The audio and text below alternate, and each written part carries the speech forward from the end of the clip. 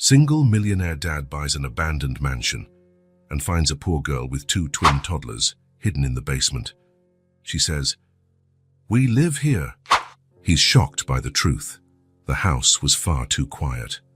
Elian Drayton stopped at the kitchen door, holding a cup of coffee that had gone cold 20 minutes ago. He looked at the table where Sophie ate her cereal in silence, stirring the spoon in the milk with automatic motions.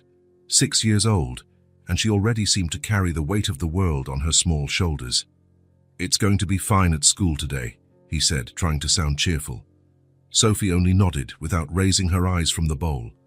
2 years. 2 years since Lena died in the accident, and yet her absence filled every corner of that house. It wasn't just the empty chair at the table or the clothes he could never bring himself to donate.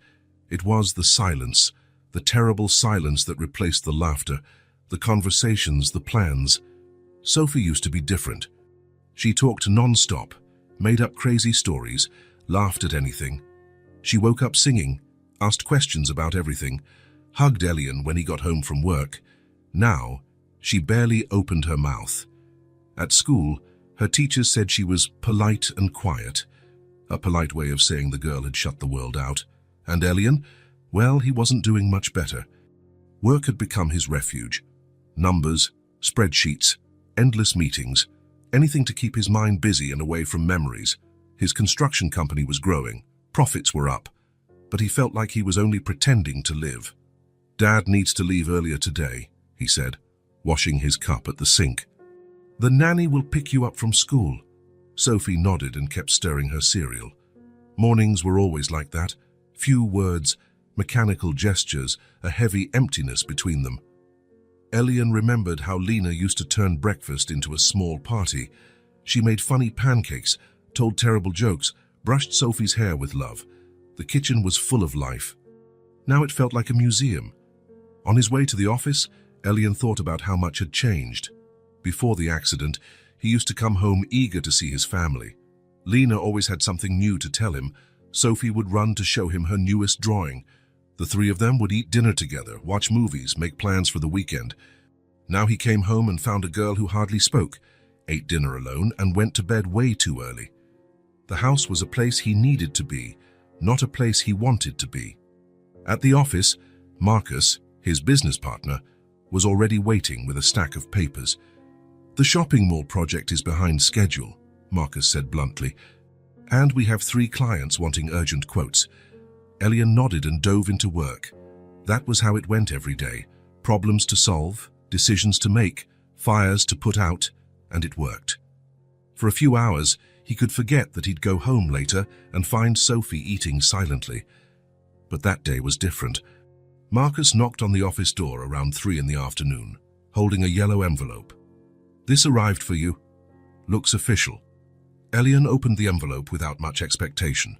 Legal documents were routine, but when he saw the contents, he grew interested. It was about a property, a mansion on the outskirts of the city that had been placed in a judicial auction. The price was ridiculously low for the size of the land. "Do you know this place?" he asked Marcus, showing him the photos. "I've heard of it.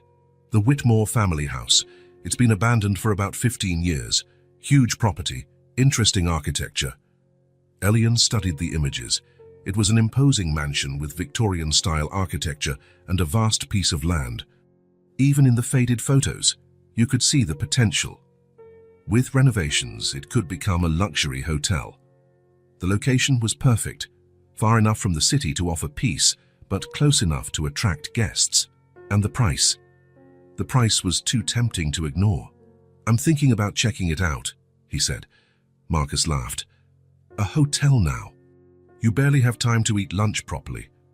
"That's exactly why. I need something different, something to pull me out of this routine." That wasn't the whole truth. The truth was more complicated. Elian felt like he was drowning in his own life. Work, home, sad Sophie, then work again. A cycle that led nowhere. Maybe a new, challenging project would help him focus on something beyond the constant pain. Lately, he'd been thinking he needed to do something, anything. Life couldn't go on like this forever. Sophie deserved more than a dad who was just existing. She deserved someone who was actually living. That night, After Sophie went to bed without saying goodnight, as always, he sat studying the mansion's documents. The property had 12 bedrooms, 5 bathrooms, a library, a wine cellar, and even a conservatory. The grounds included gardens and a small wooded area. It was the kind of place Lena would have loved to explore. She always talked about buying an old house and restoring it, turning it into something special. Old houses have character, she used to say. They just need someone to care for them again. Elian closed his eyes, recalling the sound of her voice. Maybe this was a way to do something she would approve of. Maybe it was just a desperate attempt to find a purpose. He wasn't sure, but something inside him wanted to try. The next day, he called the auctioneer and made an offer. "Do you want to visit the property first?" the man asked. "No need," Elian replied, surprised by his own decision. "I accept the terms."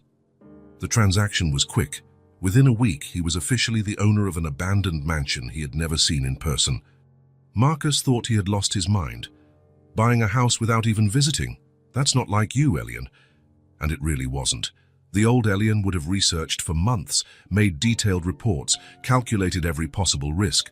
But the old Elian also didn't wake up every day feeling like he was just surviving. Over the following week, he found himself thinking about the mansion at random moments, in traffic, during meetings, while preparing yet another silent dinner for Sophie. It was as if, for the first time in a long time, he had something concrete to lean on. A project, a goal, something beyond the routine that was consuming him. Sophie remained the same, quiet during meals, polite but distant, lost in thoughts she never shared. Elian constantly wondered if he was failing as a father, if he should seek professional help, if drastic changes might help or make things worse. The truth was he no longer knew how to reach her. He tried talking, but she responded with single words. He tried doing activities together, but she took part without enthusiasm.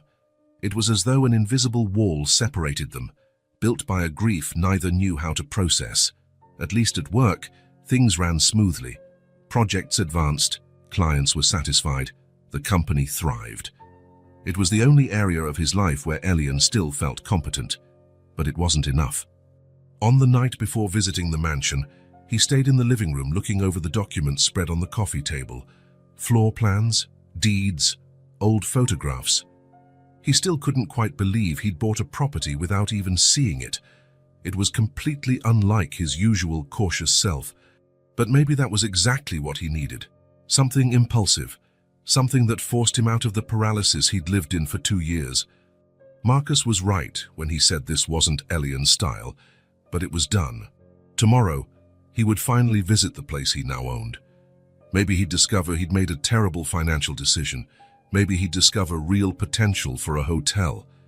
Or maybe he'd discover something completely different.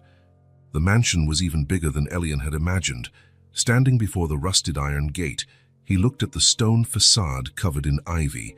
The windows were foggy and dirty, some boarded up with planks. The garden had become a jungle of tall weeds and wild shrubs. Even so, the structure looked solid. It had real potential. Elian unlocked the gate with the key the auctioneer had given him. The metal squeaked as it opened, revealing a path of cracked stones that led to the main door. His footsteps echoed as he walked, breaking the heavy silence around the place. The front door was locked with 2 new padlocks. Elian frowned. The documents hadn't mentioned extra padlocks. But then again, the place had been abandoned for years. Maybe it was some extra security measure by the local council. He went around the mansion looking for another entrance. On the left side, he found a service door with just an old, broken padlock. He pushed a bit and managed to open it.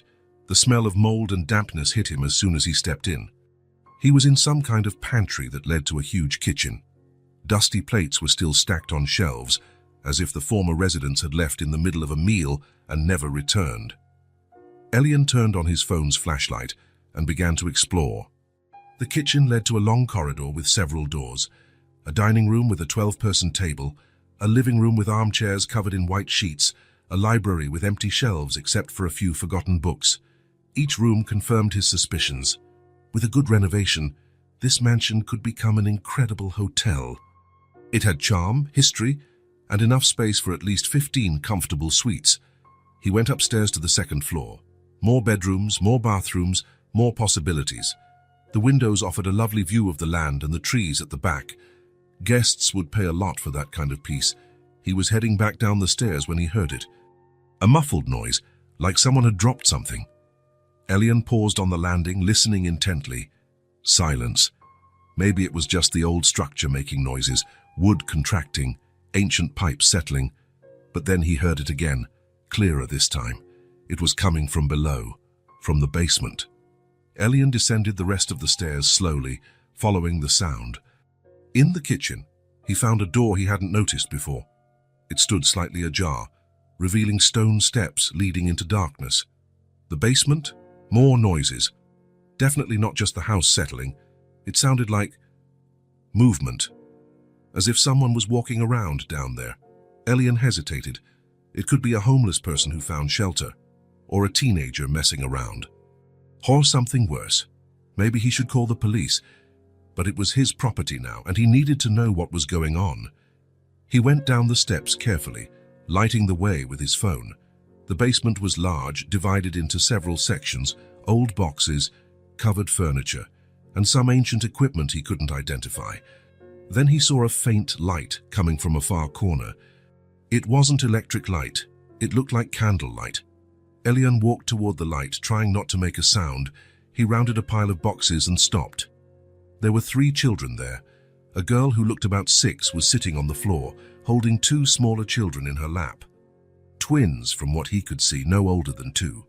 All 3 of them were filthy, wearing clothes that were torn and too big. The older girl had tangled brown hair and enormous eyes that reflected the candlelight. The little ones clung to her as if she was the only safe thing in the world. But what struck him most was how they had arranged themselves. Old boxes set up as beds, with threadbare blankets on top. Jars and bottles neatly placed on a makeshift shelf, folded clothes in a corner. It looked permanent. Elian was paralyzed. He hadn't expected this. He didn't know what to do. The older girl saw him and shrank back, pulling the twins closer to her. But there was a certain steadiness in her gaze that took Elian by surprise.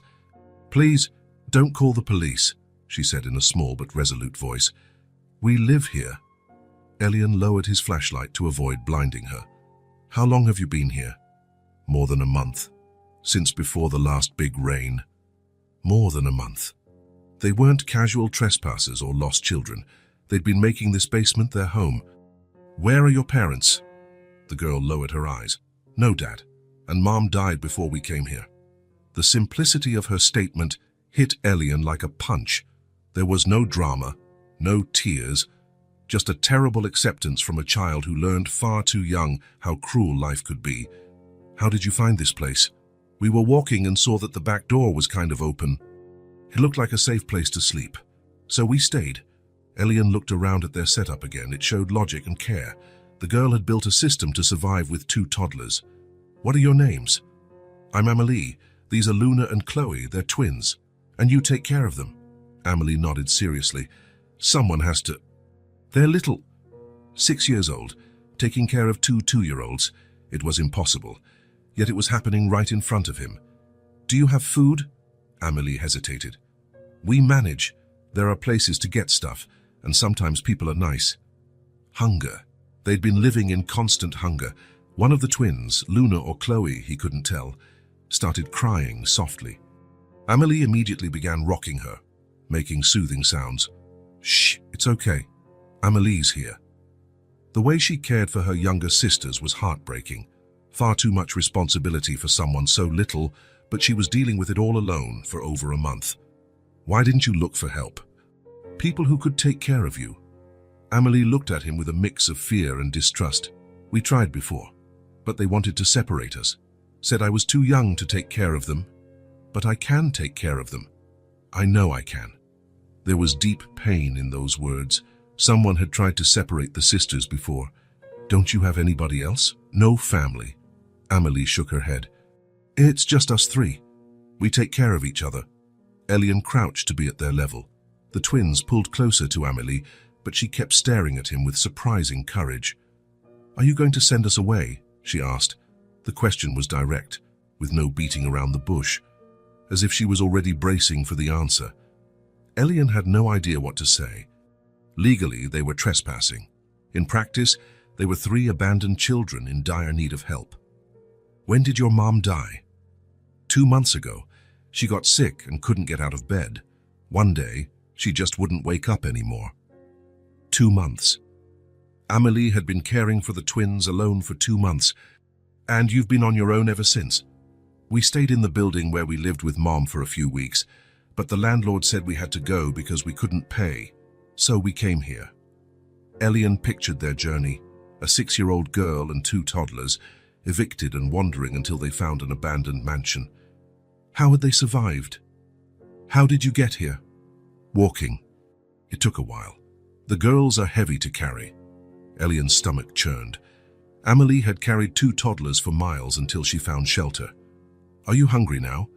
Amelie hesitated again, as if admitting hunger was risky. We ate yesterday. Yesterday. Not today. Elian stood up, his mind racing. He didn't know what to do, but he knew he couldn't just walk away and pretend he hadn't seen them. I'll think of something. Amelie nodded, without much hope. Okay. We understand if you don't want us here. It's your house now. But there was a silent plea in her eyes, a wordless request not to destroy the only safety they had managed to create. Elian climbed the stairs on shaky legs. He left the mansion and stood in the overgrown garden, trying to process what he had just seen. 3 children living in the basement of his property for over a month, a 6-year-old girl keeping 2 toddlers alive on her own. This wasn't a temporary situation. They had made that basement their home. They had a routine, an organization, a survival system. It was his property, his responsibility to decide what to do. But it wasn't a simple decision. Nothing about this was simple. Elian got into his car and drove home on autopilot, his mind completely overwhelmed by the image of those 3 children in the basement, by Amelie's determined eyes, by the way the twins clung to her. He arrived home still shaken. Sophie was in the living room doing homework, silent as always. He watched her for a moment. She was 6, like Amelie. But Sophie had a home, food, clean clothes, school. She had someone to care for her, even if he wasn't the best father in the world. Amelie had a cold basement and 2 younger sisters to keep alive. The unfairness of the situation filled him with anger. Anger at the world, at the circumstances, at his own helplessness in the face of a situation he didn't know how to solve. He prepared dinner mechanically. Sophie ate in silence, as always. He barely touched his food. His mind kept returning to the basement, to Amelie's determined eyes, to the twins who depended on her completely, to her question, "Are you going to send us away?" That night, after Sophie went to bed, Elian sat in the living room thinking, he could call social services in the morning. That was the protocol, the right thing to do. But Amelie said they'd already tried to separate them before. What if it happened again? What if the sisters were placed in different families? What if Amelie lost the only people she had left? There were too many variables, too many things that could go wrong. Elian spent the night awake, torn between what logic told him to do and a deeper feeling he couldn't ignore: compassion. The next morning, Elian tried to immerse himself in work, but it was useless. Seated at his desk, with spreadsheets open on his computer and reports scattered around, his mind kept drifting back to that mansion basement, to Amelie's determined eyes, to the twins clinging to her like she was their entire world. "We live here." That phrase echoed in his head. There had been no desperation in her voice, just a simple statement, like living in a damp basement with 2 toddlers was the most normal thing in the world. Marcus walked into the office with more paperwork. "The shopping mall quotes are ready, and the client in the north side wants a meeting this afternoon." Elian nodded, not really hearing. He was thinking about how Amelie had set up a neat system down there. Boxes for beds, jars on a makeshift shelf, a corner for clothes. A 6-year-old child creating a functional home to survive with 2 babies. "Are you okay?" Marcus asked, frowning. "I'm fine." "You don't look fine. You've been distant since yesterday." Elian forced himself to focus on the computer screen. Just a backlog of work. But it wasn't that. It was the image of those 3 children haunting him. Amelie's question, "Are you going to send us away?" and how she'd braced herself for a yes, as if rejection was something she expected. The morning crawled by. Hellion reviewed documents without absorbing them, joined phone calls without really paying attention, signed papers automatically. His mind was someplace else entirely. By lunchtime, he gave up pretending he could concentrate. "I'm leaving early today," he told Marcus. "Meeting with the client. Later. I have something else to take care of first." Elian stopped at a grocery store on his way to the mansion. He wandered the aisles without fully knowing what he was doing. What kind of food could a 6-year-old manage to prepare? What do 2-year-olds eat? He grabbed bread, milk, fruit, cookies, simple items that required little to no preparation. He added some cans, tuna, sardines, corn, boxes of juice, yogurt. Standing in the checkout line, he wondered what exactly he was doing. Maybe he was complicating everything. Perhaps he should just call social services. That was the official procedure, the correct step. But he couldn't shake the image of Amelie carrying 2 toddlers for miles until she found shelter. He reached the mansion with 2 full shopping bags. He circled around to the service door, carefully descended the steps to the basement, not wanting to startle them. "Amelie?" he called softly before entering the area they used. "We're here," came the cautious reply. Elian rounded the boxes and found the 3 in the same spot as before. Amelie sitting with the twins on her lap, all of them watching him with a mix of curiosity and apprehension. "I brought some things," he said, lifting the bags. Amelie's eyes widened at the sight of the grocery bags, but she didn't move. She just kept observing.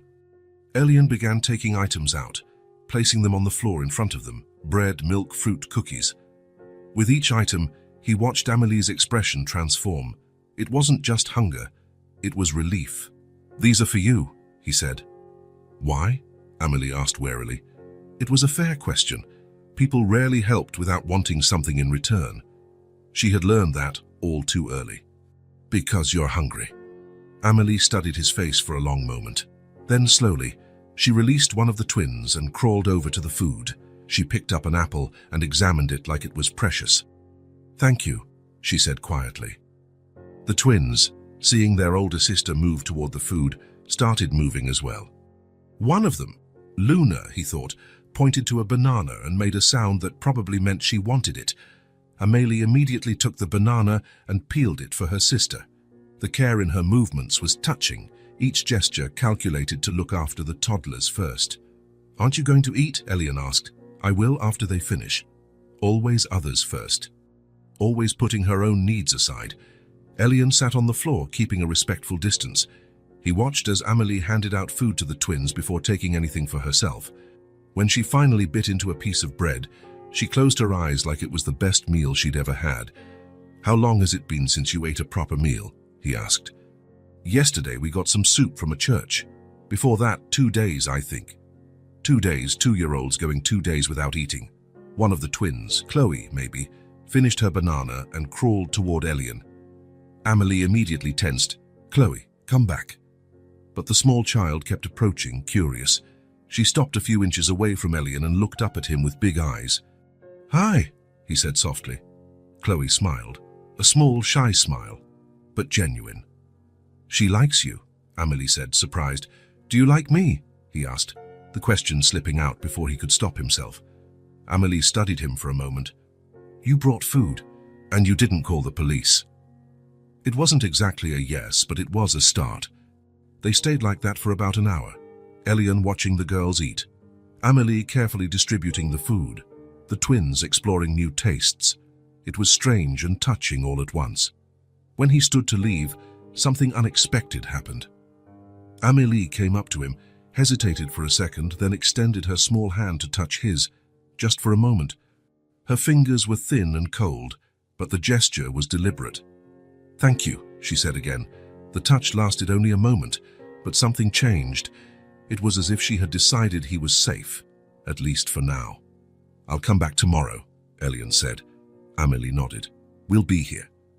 On his way home, Elian wondered what on earth he was doing. He had no plan, no idea where this was headed.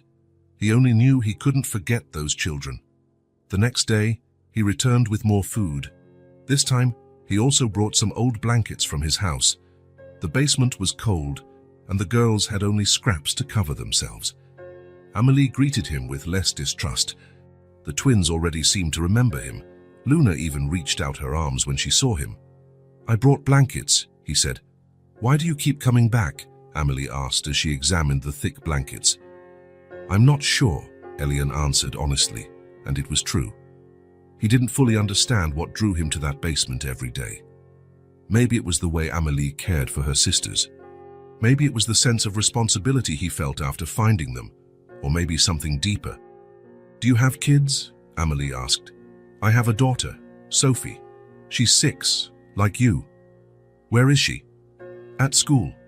Then she'll stay with the nanny until I get home." Amelie nodded thoughtfully. It must be nice to have a real house. The simplicity of that remark hit Elian. Sophie complained when her food wasn't exactly how she wanted. Amelie was grateful for any scraps. "Would you like me to fix this area up a bit?" he asked impulsively. Amelie looked at him intently. "What do you mean? Clean, bring more things. Make it more comfortable.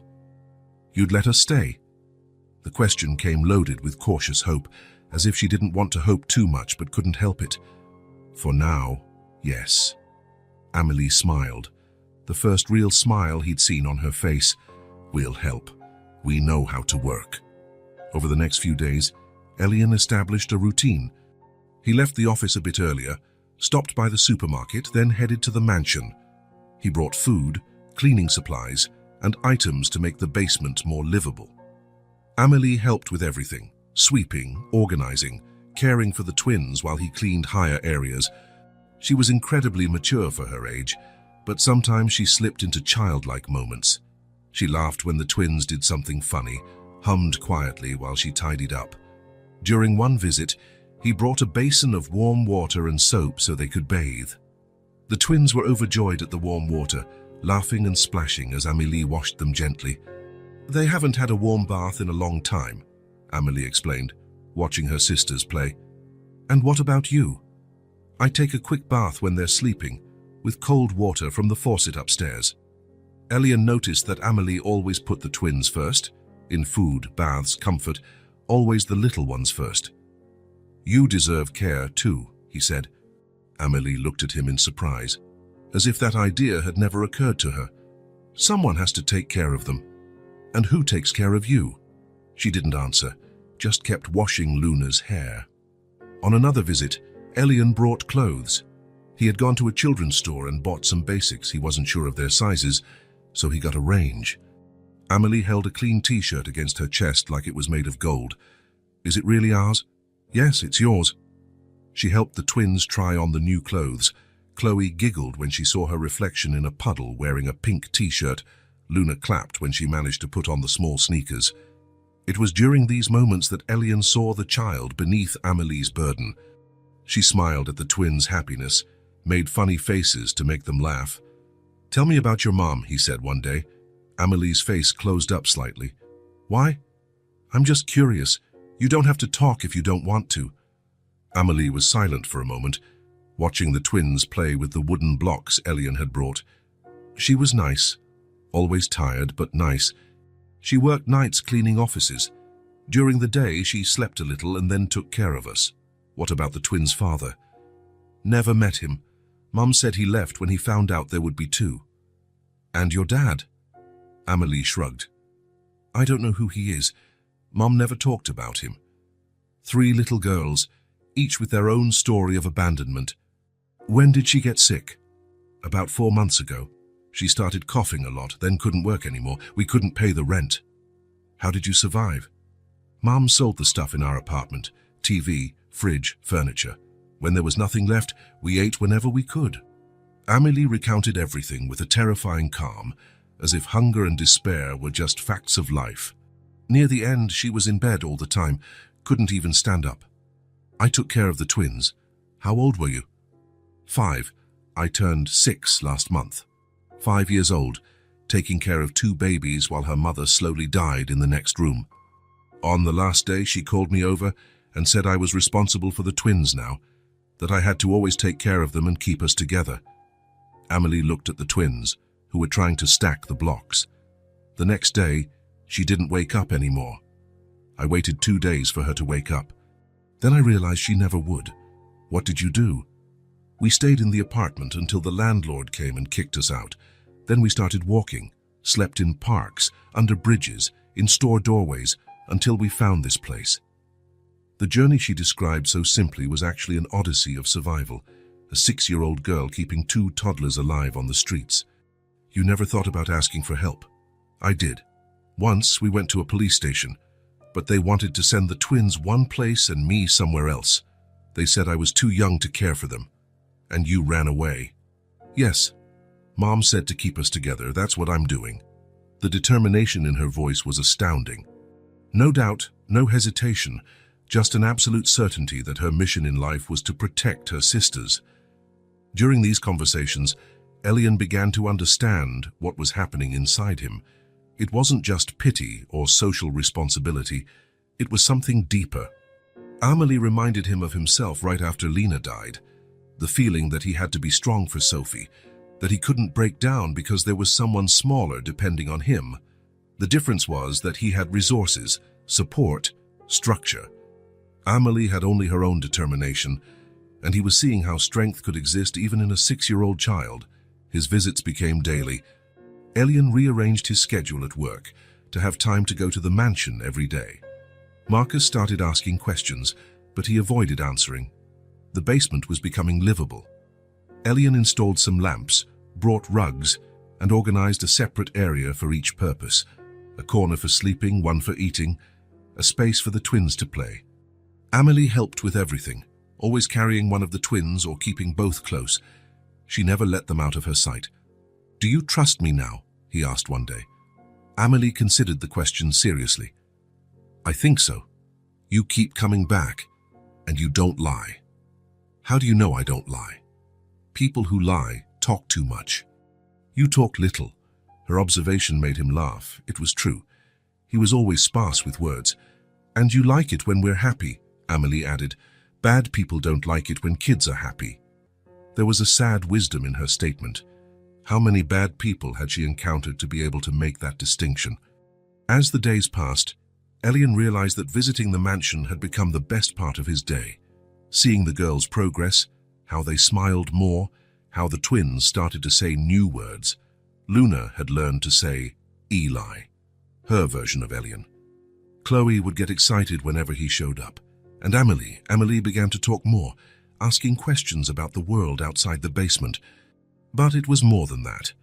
For the first time since Lena's death, Elian felt like he was doing something that really mattered. Not just working or surviving, but truly making a difference in someone's life. The hotel project had been completely forgotten. The papers were shoved into a drawer at the office, untouched. The mansion had found a much more important purpose than hosting tourists. One evening, after a particularly good visit, the twins had played in warm water while Amelie invented funny stories. Elian drove home feeling a strange sensation in his chest. Contentment. That was it. For the first time in 2 years, he felt genuinely useful. He arrived home and found Sophie doing homework at the kitchen table, as usual. But this time, something different happened. She looked up when he walked in. "Hi, Dad." "Hi, kiddo." They looked at each other for a moment. Sophie seemed to want to say something, but she didn't. During dinner, Elian found himself watching his daughter differently. She was 6, like Amelie. But they lived in completely different worlds. Sophie complained if the food wasn't how she liked it. Amelie thanked him for anything she got. Sophie had rooms full of toys she hardly used. The twins played with simple wooden blocks and warm water. It wasn't Sophie's fault. It was just the difference in how they grew up. But making that comparison made him realize something. Maybe Sophie also needed something different. Maybe she, too, felt trapped in a routine that wasn't nourishing her. That night, after Sophie went to bed, and she actually fell asleep without tossing and turning for hours like she'd been doing, Elian stayed in the living room, thinking about how to bridge these two situations. His lonely, withdrawn daughter, and 3 girls who had formed a makeshift family in an abandoned mansion. He didn't know how yet, but he felt there was a connection to be made. Something more valuable was happening at the mansion than just renovations or a hotel project. Something that might help not only Amelie and the twins, but Sophie as well. And maybe even himself. Elian watched Sophie pushing her cereal around her bowl the next morning, lost in her silent thoughts. For 2 weeks, he'd been visiting the girls daily. The contrast between their realities was clearer every day. Amélie, who cared for 2 tiny children with a responsibility beyond her 6 years. Sophie, who had everything she needed but seemed to fade a little more with each passing day. Maybe it was time to try something different. "Sophie," he said, sitting beside her at the table, "how about coming with me today?" She lifted her eyes from the bowl, a spark of curiosity appearing for the first time in weeks. "Where?" "To a house I bought. There are some kids there I'd like you to meet." Sophie frowned. "What kids?" "3 girls, one is your age." "Why are they in a house you bought?" It was a fair question. Elian chose his words carefully. They needed a place to stay. It's complicated to explain, but you'll understand when you meet them. Sophie thought for a moment. "Can I leave if I don't like it?" "Of course, it's just a visit." She nodded slowly. "Okay." In the car on the way to the mansion, Sophie stared out the window quietly. Elian wondered if he was doing the right thing. The situations were so different it might be awkward for everyone. But something in his gut said this meeting could be important. He didn't know how or why, he just felt it. "The girls have been through difficult things," he explained while driving. "They might seem different from your school friends." "Different how?" "More serious, more cautious. They had to grow up too fast." Sophie nodded without asking more. They arrived at the mansion and Elian parked near the side entrance. Sophie looked at the building curiously. "It's huge." "Yeah. One day it might become a hotel. And the girls live here." "For now, yes." Elian guided Sophie through the service door and down to the basement. The place was unrecognizable compared to 2 weeks earlier. Clean, organized, with rugs on the floor and lamps that gave it a cozy feel. "Amélie," he called before they reached the corner where they stayed. "I brought someone to meet you." "We're here," came the familiar voice. They rounded the neatly stacked boxes and found the 3 girls in their usual spot, Amélie sitting with the twins close by. All of them looked curiously at the girl Elian had brought. Sophie stopped behind her father, half hiding. "This is Sophie, my daughter," Elian said. "Sophie, this is Amélie, Luna, and Chloe." Amélie stood slowly, assessing the situation. The twins clung to her legs, a bit scared by the stranger's presence. "Hi," Amélie said simply. Sophie didn't answer right away. She was looking around, taking in the makeshift space, the neatly folded clothes in a box, the simple toys spread on the floor. "Hi," she finally said, in a quiet voice. Elian felt the tension in the air. 4 little girls studying each other, trying to figure things out. "You're about the same age," he said, trying to break the ice. Amélie nodded. "Do you go to school?" she asked Sophie. "I go to Riverside School." "That's nice. I'm not going to school right now." "Why not?" Amélie hesitated, looking at Elian to gauge how much she could say. "It's complicated," she finally answered. Sophie accepted that answer without pressing. She kept observing the twins who peeked out from behind Amélie. "Are they sisters?" Sophie asked. "They're twins, Luna and Chloe. They look alike." "They do, but they're different. Luna talks more, Chloe laughs more." As if to prove the point, Chloe giggled when she heard her name. Sophie almost smiled. Almost. Elian sat down on one of the rugs he'd brought, indicating Sophie could do the same. She settled next to him, still taking in everything. "How did you get hurt?" Sophie asked, noticing a scratch on Amélie's arm. "Oh, I tore it on a fence when I was looking for..." Amélie stopped, glancing again at Elian. "Looking for what?" Sophie insisted. "Food," Amélie said simply. Sophie frowned. "Food in a fence?" "No, behind the fence." Sometimes people throw away good stuff. The silence that followed was heavy. Sophie was processing what she'd just heard. "You don't have food at home?" "We live here now," Amélie explained. "Your dad brings us food."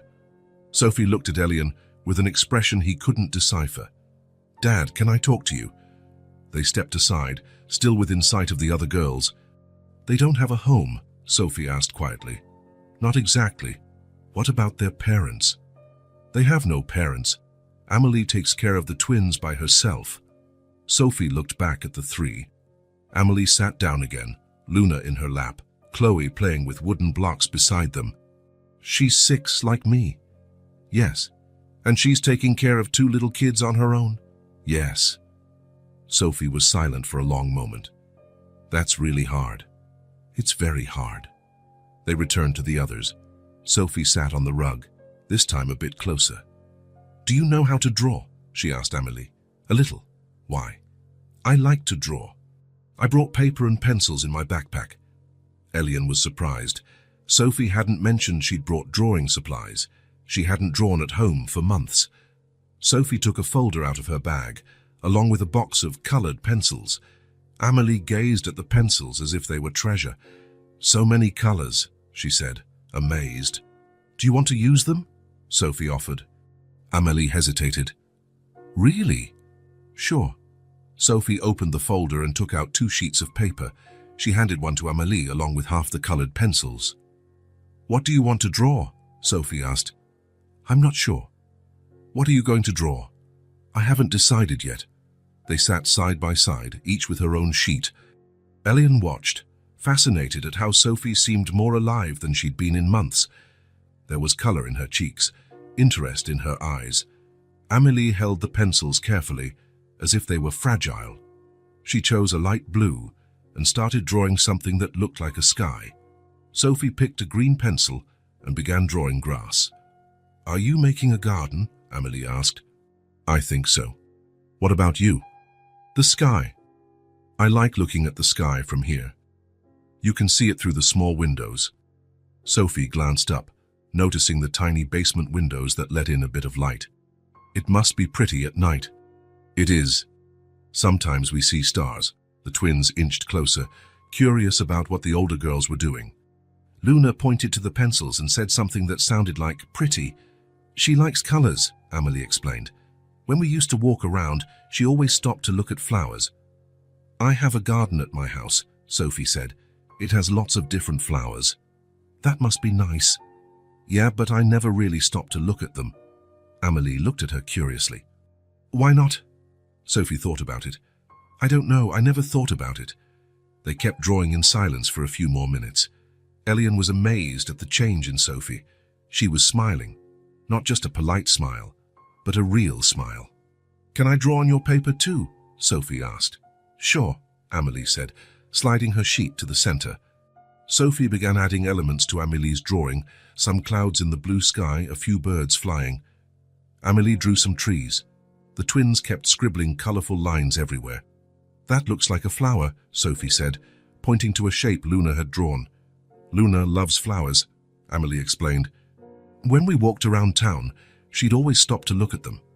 We have a garden at home, Sophie repeated, but I don't usually look at it. Amelie gave her a quizzical look. Maybe you should. They continued drawing for another hour, chatting, with the twins trying to repeat words Sophie said. Luna managed to say Sophie, which sounded more like Sophie. But Sophie was delighted. She learned my name. She's clever, Amelie said proudly. They both are. When it was time to leave, Sophie seemed reluctant. Can we come back? She asked her dad. If you want to. I do. Sophie turned to Amelie. Can I leave my colored pencils here? For you and the girls to draw when I'm not around. Amelie's eyes widened. Really leave them? Yeah, I have more at home. Thank you. Amelie approached and gave Sophie a quick hug. Spontaneous, genuine. Sophie returned it, and for a moment it seemed they had known each other for years. Bye, Luna, bye, Chloe, Sophie said to the twins, who waved their little hands. In the car on the way home, Sophie was quiet for a few minutes. Elian let her process everything she'd experienced. Then, out of nowhere, she burst into laughter. It wasn't a small, polite laugh. It was spontaneous, free, full of life. What is it? Elian asked, surprised. Luna tried to eat the red pencil. Amelie took it out of her mouth and she made the funniest face. Sophie laughed again at the memory. Elian's heart raced. When was the last time Sophie laughed like that? When was the last time she told him something about her day with such excitement? Not since Lena's funeral. Not since that terrible day 2 years ago had Sophie laughed so spontaneously and carefree. Amelie's nice, Sophie went on. She takes such good care of her sisters and they really love her. They do. It must be hard to take care of 2 little kids. Very hard. But she makes it seem normal. Like it's natural. Elian nodded, thinking about how Amelie really did make it look natural. Responsibility, care, protection, all woven into her personality so seamlessly. Dad? Yes? Are they going to stay there forever? The question caught him off guard. He hadn't thought in terms of forever. He'd been taking it one day at a time, trying to help as he could. I don't know, Sophie. It's complicated. Complicated how? There are rules about where children can live, people who decide these things. Sophie was thoughtful. What if those people say they can't stay together? I don't know what would happen. That would be bad. They need to stay together. The certainty in Sophie's voice surprised him. In just one afternoon, she'd grasped something fundamental about those 3 girls. Why do you think they need to stay together? Because they love each other. It's obvious. And Amelie promised to take care of her sisters. Separating them would be like breaking a family. Breaking a family. At 6 years old, Sophie was pointing out the heart of the issue. You're right. So we have to help them stay together. Sophie already counted herself in the solution. They got home, and Sophie got out of the car with more energy than Elian had seen in months. During dinner, she talked about Luna and Chloe, how different they were despite being twins, and about the drawings they'd made together. Amelie said Luna loves flowers, Sophie remarked. Can I bring some from our garden next time? Sure.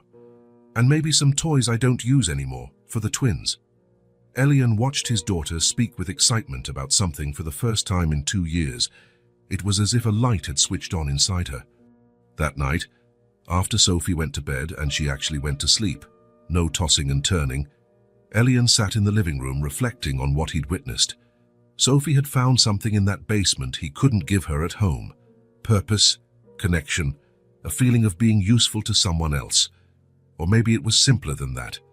Maybe she'd found other kids who understood what it was like to lose someone important, who knew life could be more complicated than it should be. Whatever it was working. For the first time since Lena's death, Elian felt his heart truly opening, not just for Amelie and the twins, but for all the possibilities unfolding. Maybe he could help those girls in a more permanent way. Maybe he could create something that would benefit everyone involved. Maybe he could build a family where there had only been survival. Sophie's spontaneous laughter in the car echoed in his mind. That simple sound had changed everything for him. His heart was beginning to open to possibilities he hadn't known existed. Mornings in Elian's house changed completely. Where once there had been heavy silence and mechanical gestures, now there were movement, voices, life. The alarm rang at 6:30, but it was barely necessary. Luna and Chloe woke up naturally with the sun, and their morning babble served as an alarm for the whole house. Elian had transformed the old study into a bedroom for the 3 girls. 2 small beds and a pull-out bed, all with colorful sheets that Sophie had chosen herself. Amelie slept in one of the small beds, the twins shared the other, and Sophie insisted on sleeping on the pull-out bed whenever she could. It's like camping, she explained, only better because it's every day. On that Tuesday morning, Elian went downstairs and found Amelie already awake, sitting on the living room floor playing with the twins. She always woke up first, an instinct developed during her months of caring for her sisters alone. Good morning, he said, noticing how Amelie smiled when she saw him. 2 weeks ago, she would only nod when he appeared. Now she smiled, a small but genuine smile. Good morning, Elian. They woke up just a little while ago. And you? Did you sleep well? I did. Amelie was still tight-lipped about herself, but she looked more at ease. Her shoulders weren't constantly tense anymore, always poised to defend her sisters from danger. Elian began preparing breakfast, a routine he'd learned for 4 children instead of just 1. Oatmeal for the twins, cereal for Sophie, toast for Amelie, who still ate slowly, as if she couldn't quite believe there was enough food. Sophie showed up in her pajamas, hair a mess, rubbing her eyes. Are the girls up yet? They're in the living room with Amélie. Sophie ran to the living room. Elian heard laughter from there and smiled. Sophie laughing first thing in the morning was still something he was getting used to. He went back to focusing on breakfast, cutting fruit into small pieces for the twins, heating the milk to the right temperature, setting aside vitamins the pediatrician recommended. 2 weeks of intensive medical appointments had confirmed that all 3 girls were surprisingly healthy, given everything they'd been through. Luna was slightly underweight, Chloe had mild anemia, Amélie needed some dental care, nothing that couldn't be fixed with proper attention. "Elian," Sophie yelled from the living room, "Chloe's trying to say a new word." He left the food on the stove and walked in. He found the 4 girls sitting in a circle on the living room rug. Sophie and Amélie on either side, the twins in the middle. Chloe was pointing at Sophie, making sounds that almost formed a word. So. Chloe struggled, concentrating hard. "She's trying to say Sophie," Amélie explained proudly. "Sophie," Chloe finally managed. Sophie clapped her hands, thrilled. "She said my name, Amélie, she said my name." The excitement was contagious. Luna tried too, and soon the twins were competing to see who could say Sophie more clearly. Elian watched them with a tightness in his chest, the good kind, a joyful ache, a sense of family. "Breakfast is ready," he announced. "We're coming," Sophie called, helping Amélie lift the twins. Each girl had her spot at the kitchen table, Sophie next to Amélie, the twins in special chairs Elian had bought, and Elian himself seated across from them, coordinating the logistics of the meal. "Luna, don't throw food on the floor," Amélie said gently, wiping her sister's hand with a towel. "I'll help," Sophie offered, grabbing another towel to clean Chloe's hands. The natural way they cared for each other amazed Elian every day. Sophie had become a dedicated older sister, and Amélie had relaxed enough to allow others to help with the twins. "I'll drop you 2 at school today," Elian said to Sophie and Amélie. Amélie had started attending the same school as Sophie the previous week. The first few days were tough. She didn't know how to interact with other kids, was always worried about the twins at home with the nanny. But Sophie helped, introducing Amélie to her friends, sharing her lunch, sitting next to her in class. Within a few days, Amélie began to relax at school too. "The teacher said we have a family project this Friday," Sophie mentioned. "What kind of project?" Elian asked. "We each talk about our family, draw pictures, tell stories." Amélie stopped eating for a moment. "What kinds of stories?" "Good things, how you have fun together, places you like to go, traditions." "What if someone asks how our family got together?" Amélie asked cautiously. Elian and Sophie exchanged a look. It was a valid concern. Their situation wasn't exactly standard. "Just share whatever you feel comfortable sharing," Elian said. "Family is about taking care of each other. That's what you do." Amélie nodded, seeming satisfied with that answer. After breakfast came the routine of getting everyone ready, brushing teeth, changing clothes, packing backpacks. Elian had become surprisingly efficient at this. The twins stayed with Elena, the nanny he'd hired specifically to care for them. Elena was an experienced woman who had fallen in love with the twins from day one. "They'll play in the backyard if it doesn't rain," Elena said, picking Luna up. "And Chloe is almost saying water properly." "Wawa," Chloe shouted as if to prove it. "Almost," Luna laughed, clapping her hands. Their morning goodbyes had become a ritual. Sophie kissed the twins' cheeks. Amélie hugged them tightly and whispered something in each twin's ear. Elian offered a funny handshake that made them all giggle. In the car on the way to school, Sophie and Amélie discussed their plans for the day. Amélie was starting to like art class. Sophie was excited about a science project. "Can I tell people at school I have twin sisters?" Sophie asked. "Sure," Amélie replied. "They really are your sisters now." The ease with which they referred to each other as sisters still astonished Elian. It hadn't been forced. No one explained it. It just happened. After dropping them off, Elian went to the office. Marcus no longer asked questions about Elian's changed schedule. The projects continued. Clients were happy, but Elian was clearly dividing his attention. "Is the mansion project shelved?" Marcus asked one morning. "What project?" "The hotel. The mansion you bought." Elian had all but forgotten the idea of a hotel. The mansion now served a much more important purpose as the place where all of this began. "It won't be a hotel," he said simply. "Then what?" "A country house for my family." Marcus nodded without pressing. He already understood that Elian's life had changed fundamentally. Afternoons were devoted to picking up the girls from school and returning home to more family routines. Snacks, homework for Sophie and Amélie, playtime with the twins, dinner, bath, bedtime stories. Elian had learned how to manage it all, how to prepare snacks Amélie liked. She still preferred simple flavors and distrusted fancier foods, how to pack school bags the night before so nothing would be forgotten, how to handle the twins' cries when they were tired. Luna responded to music, Chloe needed to be held. And how to celebrate the laughter. Sophie laughing at Luna's attempts to count to 5. Amélie laughing when Chloe tried to mimic her sounds. The twins laughing at anything and everything, simply for the joy of it. The house was always full of sound now. Footsteps running up and down the stairs, animated conversations during meals, music playing while they did homework, the TV softly showing cartoons for the twins. It was the complete opposite of the heavy silence that had filled the house for 2 years. One Thursday night, as he prepared the twins for their bath, Elian realized he hadn't thought about work all day. He hadn't obsessively checked emails or taken paperwork home, hadn't stayed up late doing spreadsheets. Instead, he'd been thinking about Amélie's upcoming birthday. She would turn 7 in 2 weeks, about how to teach the twins to use regular cups instead of bottles, and about which school they should attend when they were old enough. He was thinking like a dad, not an executive who happened to have kids. His main priority was caring for these small people who depended on him. During dinner that night, he watched each of the girls. Sophie ate normally, talking about her PE class. Amélie helped Chloe use her fork properly.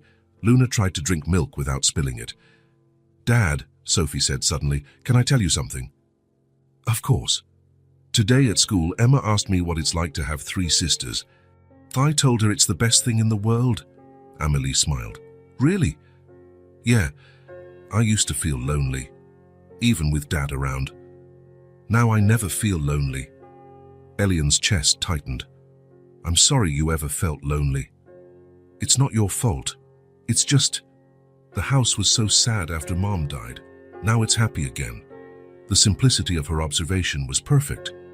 The house really was happy again. After dinner, while the twins played in the living room and Amélie did homework at the kitchen table, Sophie helped Elian wash dishes. "Dad?" "Yes? Is Amélie going to live here forever? Do you want her to?" "Yes. And the twins too." "Why?" Sophie thought as she dried a plate. "Because now we're a family, and families stay together." That was exactly it.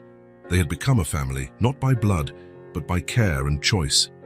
That night, at bedtime, Elian made his usual rounds, checking that the twins were tucked in, making sure Amélie had water beside her bed, verifying that Sophie had brushed her teeth. As he left the room, Sophie called him. "Dad?" "Yes, sweetie?" "Can I tell you a secret?" Elian came back and sat on the edge of the pull-out bed where Sophie slept. "Of course." Sophie glanced over at Amélie and the twins, who were already asleep. "I always wanted siblings," she whispered. "Even before Mom died, I asked you guys to have more babies. Now I have sisters. And when I'm with them, I'm not sad." The words struck Elian like a lightning bolt. Sophie had never mentioned wanting siblings before, and to know that the presence of these girls was helping cure her sadness. "They're going to stay, Sophie. They're ours now." "Really? Forever?" "Forever." Sophie smiled in the darkness. "Good. Because I love them, and I think they love me too." "I'm sure they do." Elian kissed Sophie's forehead and left the room with his heart overflowing. In the hallway, he paused for a moment to let it all sink in. Sophie had put into words exactly what he'd been feeling. Those girls had become theirs. Not just kids he was helping for the time being, but daughters. His daughters. Amélie, with her premature maturity and her fierce loyalty to her sisters. Luna, with her curiosity and her brave attempts at new words.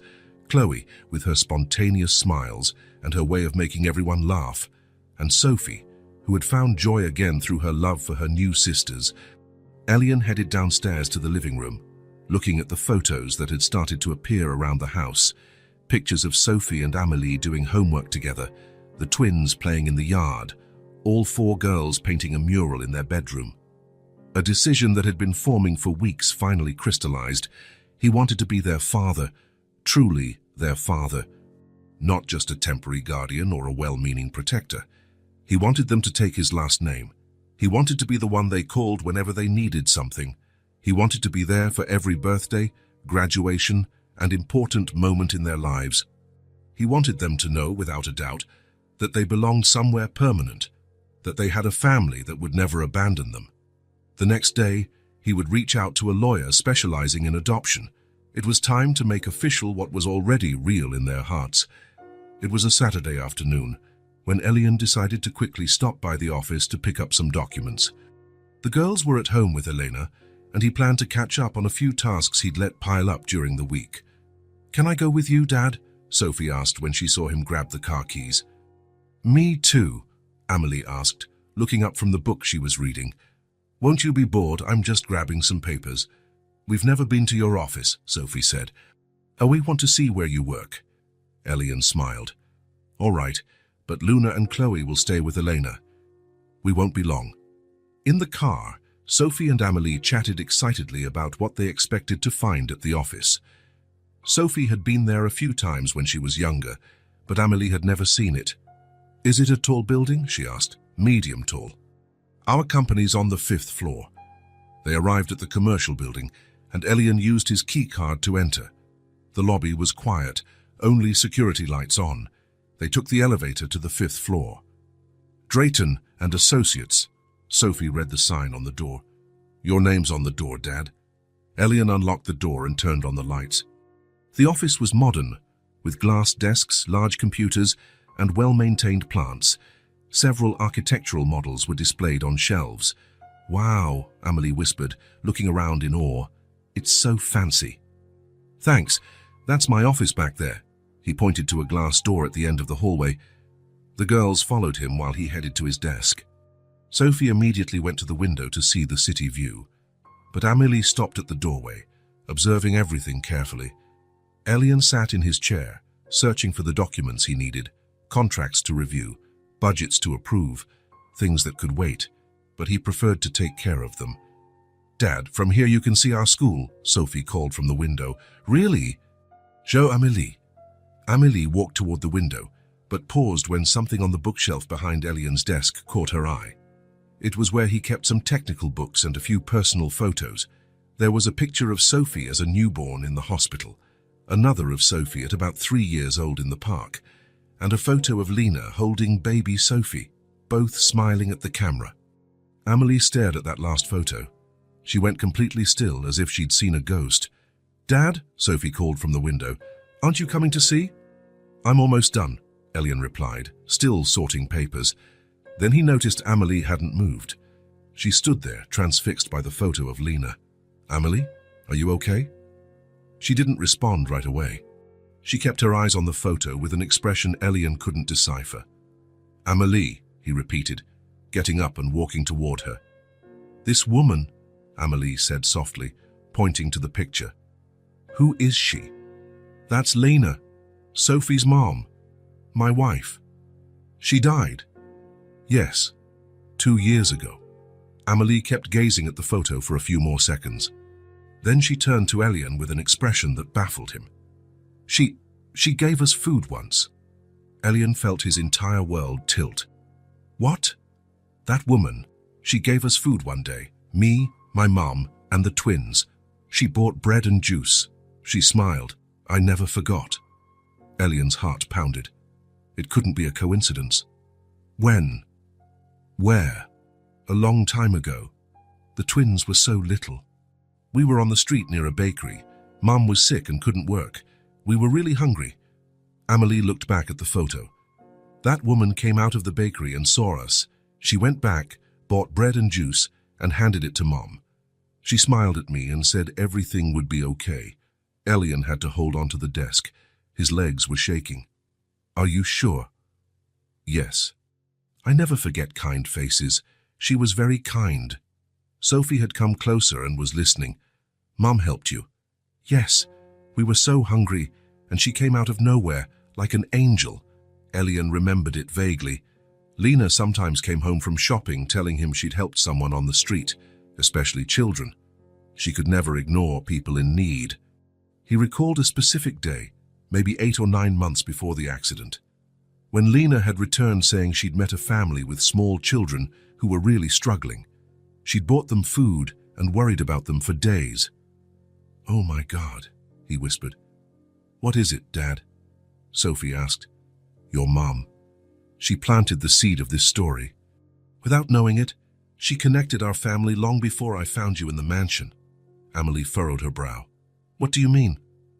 "If your mom hadn't helped you that day, maybe you wouldn't have survived long enough for me to find you in that basement. Your mom saved you so you could save Sophie." The connection was impossible to ignore. Lena had helped these children nearly a year before she died, and now these same children had rescued Sophie from sadness and isolation. "She was really your wife?" Amelie asked, still processing. "She was, and she would have adored you all. She seemed nice in the photo, and when she helped us, she was the kindest person I've ever known." Sophie approached the photo and touched it gently. "Mom helped Amelie and the twins." "She did. It's like she knew they'd be important to us." Amelie was quiet for a moment, then her expression changed, worried, almost scared. "Elian?" "Yes. Are you going to send us away?" The question came out of nowhere and took him by surprise. "Why? Why are you asking that?" "Because now you know we met your wife before. Maybe that's weird. Maybe you think we shouldn't be here." Elian understood her fear. Amelie worried the link to Lena might make everything seem manipulated or strange rather than natural. He knelt in front of her, meeting her eyes. "Amelie, listen to me. Never. I will never send you away." "Really? Really? Do you know why?" Amelie shook her head. "Because you saved Sophie. You and your sisters brought joy back into our home. You're part of our family now. Forever. Forever." Sophie stepped forward and hugged Amelie from behind. "We're sisters now. Sisters don't separate." Amelie visibly relaxed. The fear in her eyes disappeared. "I like being part of your family. And we like having you." Elian picked up Lena's photo from the shelf. "You know what I think." "What?" both girls asked in unison. "I think Lena somehow knew. When she helped you that day, she was planting a seed." "How could she know?" Sophie asked. "I don't know. Maybe she didn't consciously know, but her heart did." Amelie looked at the photo again. "Do you think she'd be happy that we live with you now?" Elian smiled, tears in his eyes. "Absolutely. She would love seeing Sophie laugh again. She'd love seeing you safe and cared for." "Dad," Sophie spoke. "Yes? Can we put a picture of Mom in our room so Amelie and the twins can know her better?" "Sure. I have some more at home we can use." On the drive back, Amelie was quieter than usual. Elian noticed her thoughtful expression in the rearview mirror. "What are you thinking about?" he asked. "Your wife? How strange it is that we already met her." "Strange how?" "A good kind of strange, like we were meant to be part of your family." Sophie turned to look at Amelie. "I think so too. Meant to be." Elian smiled, driving with a full heart. Lena had planted this story long before she left. She had created a connection that was only now becoming clear. And he was certain that wherever she was smiling. The following Monday, Elian adjusted his tie for the 3rd time before entering the law office. He wasn't nervous about being there. He was nervous about what he was going to ask for. It was a decision that would change everything in a legal, permanent way. Robert Harrison had been the family lawyer for over a decade. He'd handled Lena's will, helped with company matters, always discreet and efficient. If anyone could help Elian with this situation, it was Robert. "Elian!" Robert stood up from his desk to greet him. "Long time no see. How's Sophie?" "Sophie's good. Really good, actually. I'm here to talk about her, among other things." Robert gestured for him to sit in the chair opposite his desk. "What can I do for you?" Elian took a deep breath. He'd rehearsed this conversation on the way over, but the words still felt huge. "How do I adopt 3 children?" Robert blinked a few times, clearly not expecting that. I'm sorry. 3 girls ages 6, 2 and 2 sisters. I want to adopt them officially. Robert leaned back in his chair, processing the information. Elian, that's very specific. Can you give me some context? For the next half hour, Elian told him everything, how he found the girls in the mansion, how he started caring for them, how they integrated into the family, how Sophie had blossomed with her new sisters, and now, the discovery that Lena had once helped them. Robert listened intently, taking occasional notes. I see, he said when Elian was done. Have the authorities been informed of the current situation? Not officially yet. I know I need to sort this out. That's why I'm here. Robert nodded thoughtfully. All right, let's talk about the process. Adopting 3 children at once is complex but not impossible, especially since they're siblings and you've already shown you can care for them. Elian leaned forward. How long does it take? It varies, from 6 months to 2 years. You go through several stages: psychological evaluations, home visits, background checks, financial reviews, interviews with the children. Can they stay with me during the process? That depends on social services. Since you found them in an unconventional way, there could be initial complications. But the fact that they're well cared for now helps your case. Elian felt a knot in his stomach. There was a real possibility he could lose the girls during the process. What's the best approach? First, we contact social services and explain the situation. Show you're acting in good faith, wanting to make everything legal. Second, we start the paperwork for the adoption application right away. Robert opened a folder and began making notes. Are you sure about this, Elian? Adoption is permanent. You'll be legally and emotionally responsible for these 3 kids for the rest of your life. I'm absolutely sure. Why? Help me understand your motivation. This will be important in the process. Elian thought for a moment. Because they're already my daughters. I just want the law to recognize what's already true. They deserve stability, a last name, a sense of belonging. They deserve to know they have a permanent place in this world. The word belonging echoed in the office. That's what Elian wanted to give the girls. Not just a temporary shelter or conditional care, but real permanent belonging. Robert jotted down more notes. All right, let's begin the paperwork. And Elian, you'll need patience. The system is slow, but it's designed to protect the children. The following weeks were a whirlwind of documents, phone calls and meetings. Robert contacted social services, explaining the situation and requesting an official evaluation. The first home visit was scheduled for a Tuesday morning. Elian was more nervous than he cared to admit. Will they ask a lot of questions? Sophie asked at breakfast. Probably, but just questions to understand how our family works. What if they don't like how we live? Amélie was quiet, but Elian could see the worry in her eyes. You've done nothing wrong, he said, addressing Amélie especially. We're just trying to make official a family that already exists. The social worker arrived right on time at 9. Margaret Chen was an Asian woman in her 50s, professional but not unfriendly. Mr. Drayton, I'm Margaret Chen from Child Services. Please, come in. The girls are excited to meet you. Margaret stepped inside and surveyed the environment. Elian had learned to see the house through a stranger's eyes. Clean, organized, clearly set up for children. Toys in the right places, family photos on the walls, proper chairs at the dining table. This must be the famous zoo, Margaret remarked, smiling at a drawing on the fridge. Sophie and Amélie made that together. They love to draw. In the living room, all 4 girls were on the couch, Sophie and Amélie on either side, the twins in between, looking like a natural unit. Girls, this is Mrs. Chen. She's here to talk to us about our family. Hi, Sophie said politely. Hi, echoed Amélie, more cautiously. The twins just watched with curiosity. May I sit with you? Margaret asked. The girls made space on the couch. Margaret sat and immediately noticed how Amélie instinctively pulled Chloe closer. You're Amélie, right? I hear you take very good care of your sisters. Amélie nodded. Somebody has to. And now, Mr. Elian helps take care of everyone, right? He takes care of us all, Sophie answered. And we take care of each other. Margaret took notes while she talked to the girls, asking about their routines, what they liked to do together, how they felt in the house. "Are you happy here?" she asked them directly. "Very," Sophie answered right away. "Yes," Amelie said quietly but firmly. "And you too," Margaret turned to the twins, who obviously wouldn't fully understand but whose reactions she was observing. Luna pointed at Elian and said, "Daddy," clear as day. Chloe clapped and repeated, "Daddy, Daddy." Margaret smiled genuinely for the first time. "I see." She spent 2 hours in the house, observing interactions, asking questions, making notes.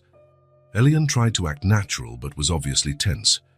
Throughout that time, Margaret watched the family's harmony, how Sophie helped Amelie with words she was still learning in English, how Amelie automatically wiped Chloe's face when she got juice on herself, how Elian knew exactly which toys would calm Luna when she got fussy. It was a functional family, not perfect but happy. Most importantly, truly happy. When it was time for the social worker to speak with him alone, Margaret led him into the kitchen. "Mr. Drayton, may I ask why you want to adopt these 3 children?" The question he'd been ready to answer for weeks.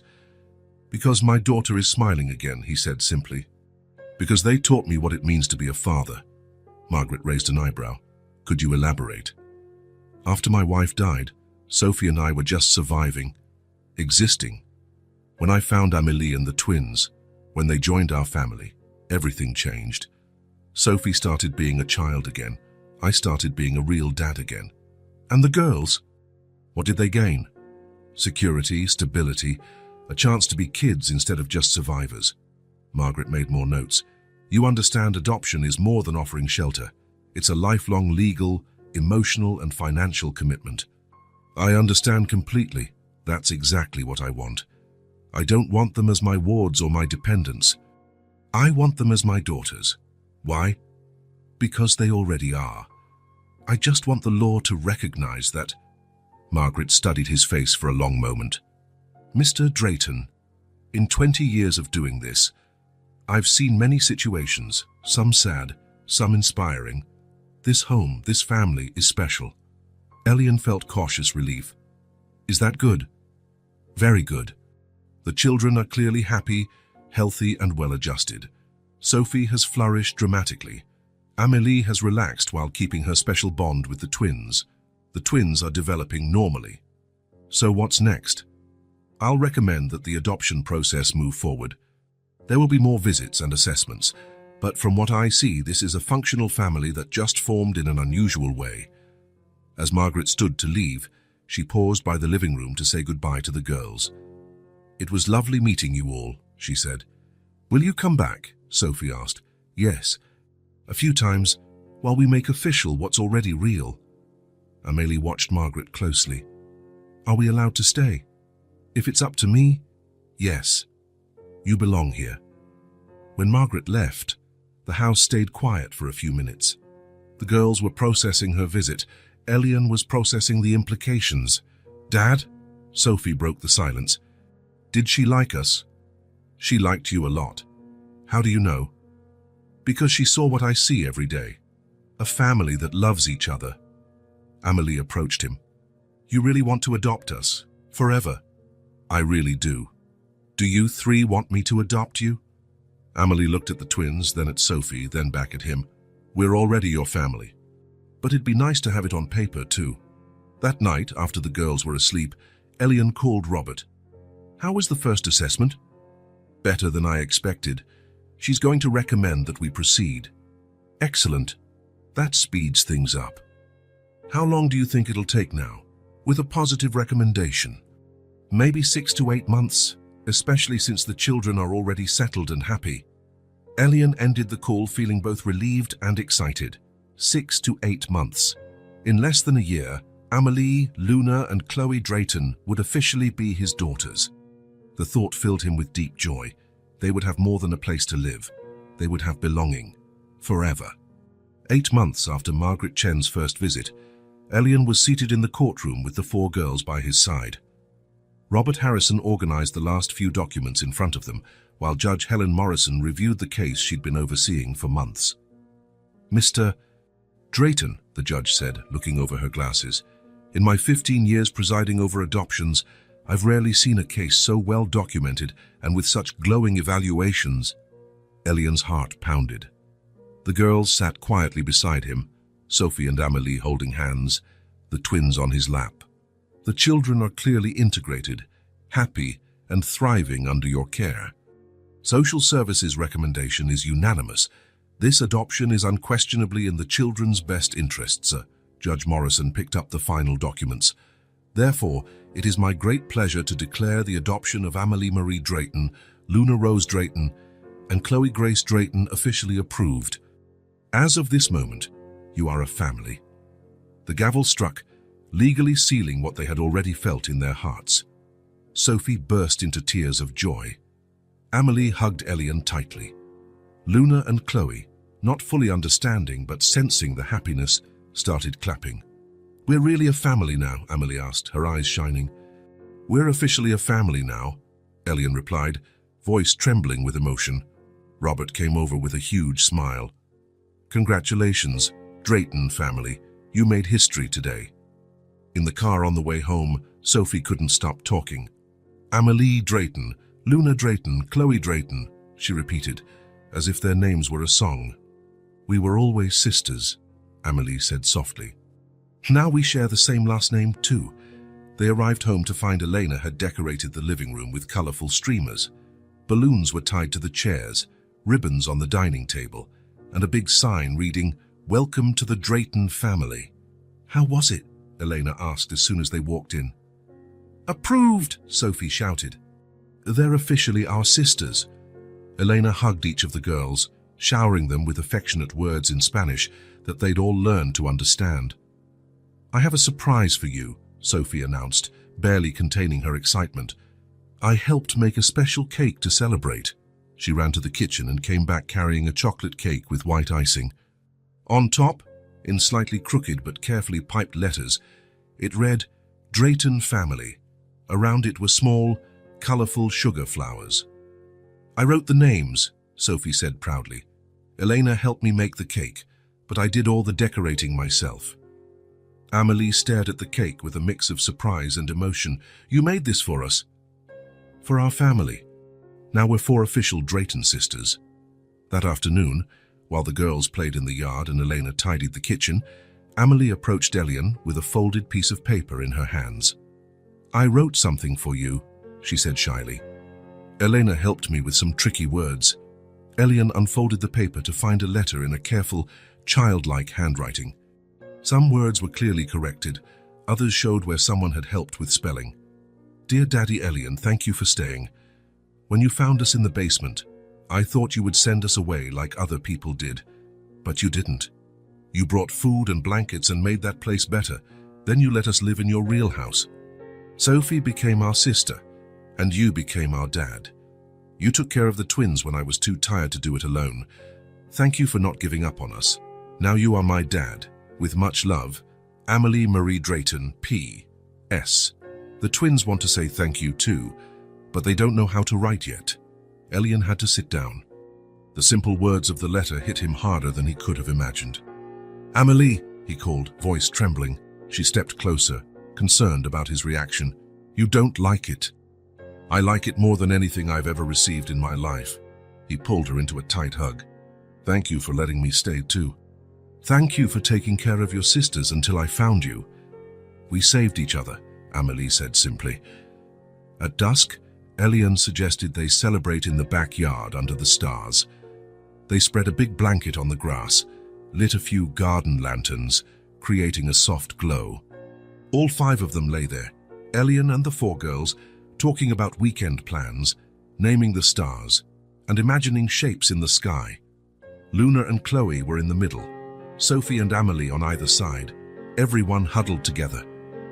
"It's like in the basement," Luna said, pointing at the stars, "only much prettier."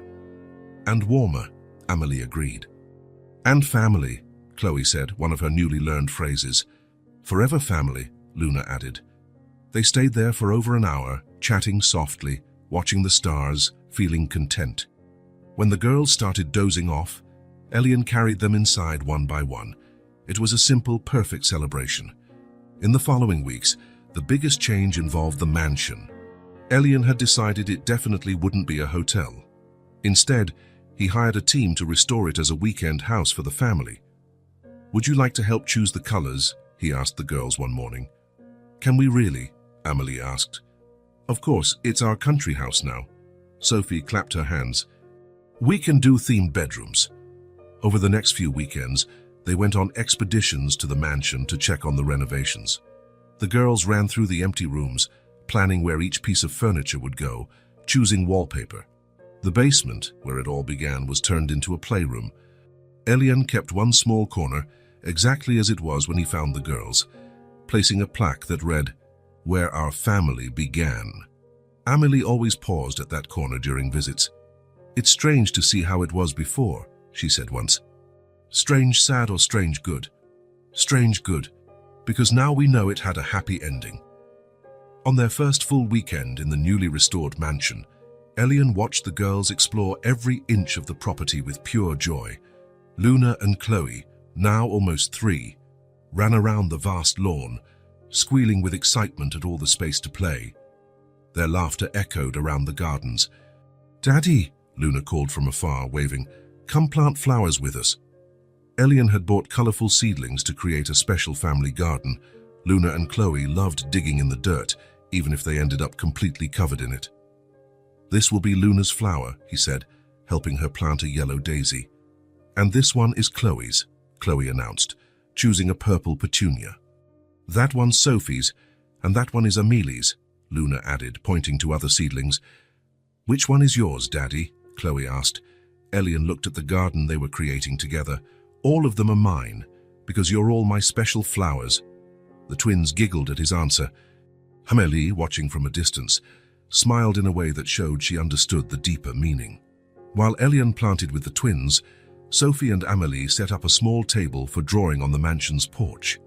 They had paper, colored pencils, and markers, working on what they called their family journal. "Let's draw everyone planting flowers," Sophie suggested. "Then we'll draw our first night here," Amelie added. They drew and chatted about their plans for summer vacation, about how fun it would be to have Elena come for a weekend, about teaching the twins to swim in a pool Elian was considering installing. On Sunday morning, Elian woke up early to prepare breakfast in the mansion's kitchen. Through the window, he could see the garden where they'd planted flowers the day before. Soon the girls would be up, filling the place with their voices and laughter. But that quiet morning moment gave him space to reflect on how much had changed in their lives. 2 years ago, he was a broken man emotionally, raising a silent daughter in a house full of sadness. Today, he was father to 4 happy girls, living in a house full of life. With a country home where they could make special memories, he had discovered that grief isn't something that simply goes away with time. It's something that transforms, that can coexist with new joy. The pain of losing Lena was still there, but now it lived alongside gratitude for the memories they shared and for the family she had, in a way, helped create. On Monday morning, back to the routine in the city, Elian watched his 4 daughters get ready for the day. Luna and Chloe eating breakfast in their special chairs, speaking a mix of English, childish gibberish, and their own twin language. Sophie and Amelie packing their school bags carefully, checking they had all their books and supplies. "Ready, sis?" Sophie asked Amelie when they finished. "Ready," Amelie replied, straightening her matching school uniform. The two walked hand in hand to the front gate, waiting for the school bus to pick them up. "Now we study together, sis," Amelie said, adjusting the strap on her backpack with satisfaction. "Forever," Sophie replied, smiling. Drayton sisters go to school together. Elian watched from the window, heart full. There they were, 2 little girls who had become sisters by choice, by love, by fate. One had taught the other how to laugh again. The other had taught the first what it meant to have a stable family. When the bus arrived and they climbed on board, waving happily at him, Elian felt a deep peace settle in his chest. In that simple Monday morning moment, watching 2 of his daughters head off to school together as true sisters, he realized with crystal clarity he had moved beyond grief. Not forgotten or denied it, but transformed it into something that allowed new life, new love, a new family. A new family had risen from the ashes of sorrow, and it was alive, complete, and truly happy. Luna walked into the living room carrying a picture book. "Daddy, read us a story." Chloe ran in after her. "Happy family story." Elian sat on the sofa, and the two toddlers settled on either side of him. He opened the storybook, but as he looked at his daughters and at the lively house around them, the smiling photos on the walls, he knew one thing for sure. He didn't need fairy tales. He was living his own happily ever after. If this story touched your heart,